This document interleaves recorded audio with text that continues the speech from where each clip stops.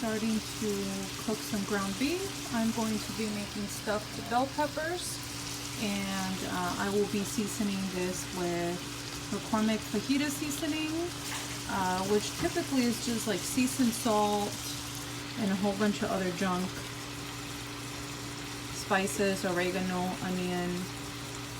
So the ground beef is ready for the next set of ingredients. I've drained some of the fat, but I kept a little bit since I'm going to be actually saving this for tomorrow's dinner, and I'll be draining a little bit more of the fat. These are some of the ingredients that I already have here at home that I'm going to, at the hotel, that I'm going to be using. I have some white onion. These are like little potato medley. I don't know, potatoes, and then there were like 3 different colors. I have poblano peppers and a red onion because that's all I have. Also, if you have garlic, I would say mince or press a garlic and put it in here. It'll give it amazing flavor.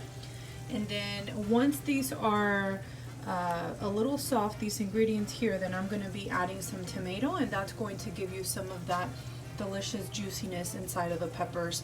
I don't like using marinara sauce or anything like that, since this is more of a Southwest recipe, but I'll show you guys the next step in just a moment. So I added the potatoes, onions, poblano pepper, and now what I'm gonna do is let it sit here for about 5 minutes or so. I am going to cover this with the lid. I don't want these veggies to get too mushy because you don't want things falling apart. You still want them to have a little bit of a bite when you go to eat it.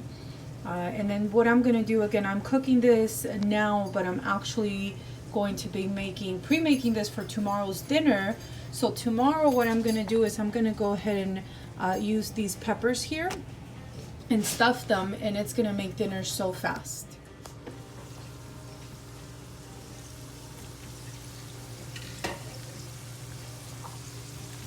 So this is about done.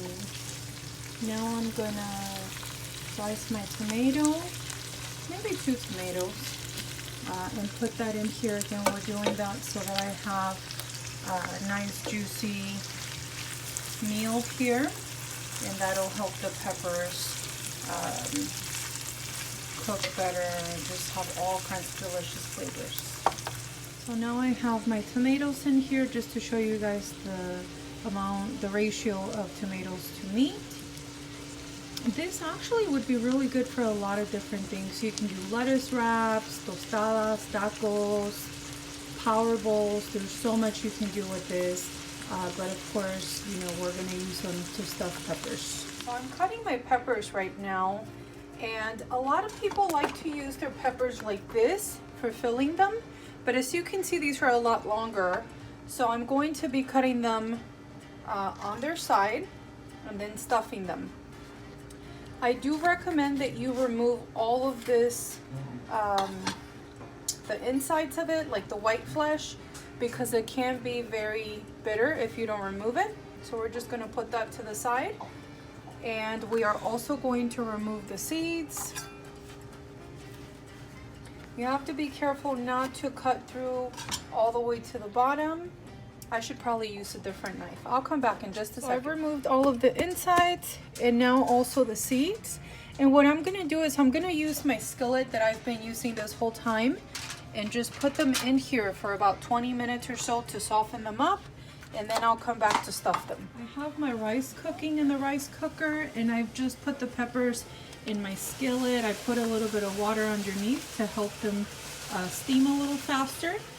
So while these are steaming and softening up, the rice is cooking, and these should be done in no time. So this is the ground beef that I made last night with tomatoes, potatoes, onions, a little bit of garlic. And because I'm making Southwest stuffed peppers, what I'm gonna do is I'm going to add a little bit of frozen corn here, maybe about half a cup, I would say.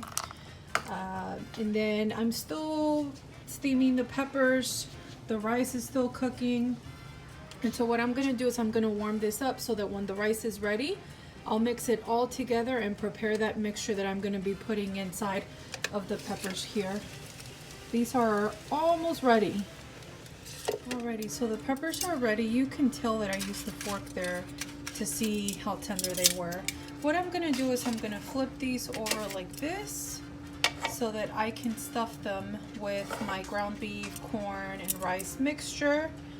And after that, I'm going to be topping them off with a little bit of Mexican cheese, as well as fresh onions and cilantro, and I think they are going to be delicious. So now that my rice is ready, what I'm going to do is I'm just going to gently mix this together. This is just regular white rice because that's all that I have available here in the hotel room. But of course, use your favorite rice mixture.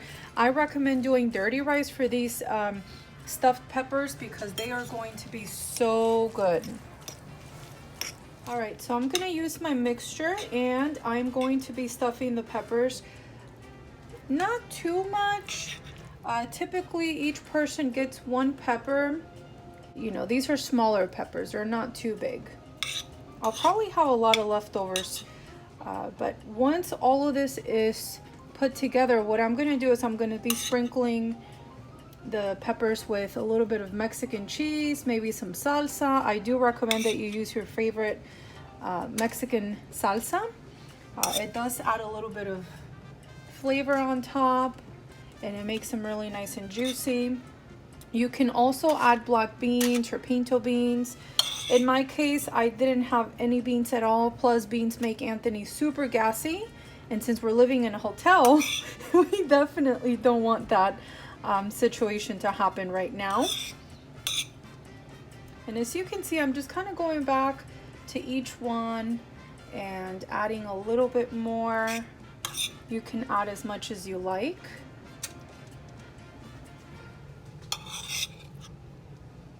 The lighting's not the best here in the hotel, but it'll definitely work. All right, so now that they're all stuffed, what I'm gonna do is I'm gonna be adding some Mexican cheese, and I'm gonna use about 1/4 cup per pepper. That's about a pinch, so I've learned that this is about 1/4 cup, that much right there. And that is 1 serving. And we're gonna add that to every single one. Anthony is talking to me, but of course, being the great mom that I am, I just shushed him. All right, and that is pretty much it. The next thing we're gonna do is I'm going to use some of these green onions that I've chopped up, and I'm going to just sprinkle these on top. It's gonna make this so delicious. If you don't like green onions, you can use parsley or cilantro. Again, since this is a Southwest dish, we are going to, Southwest inspired, I should say, we are going to use onions and then my favorite, cilantro. And that's it. We're gonna let this cook for a little bit, let that cheese melt, and I'll show you guys the final product here shortly.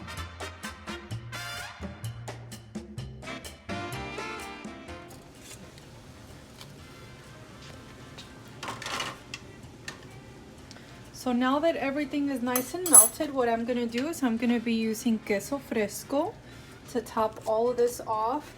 Sorry, before that, I'm gonna use that Mexican salsa that we talked about earlier. I'm just gonna put a little bit on top of each one. This is a step that you can take if you like. You can also add salsa to the mixture.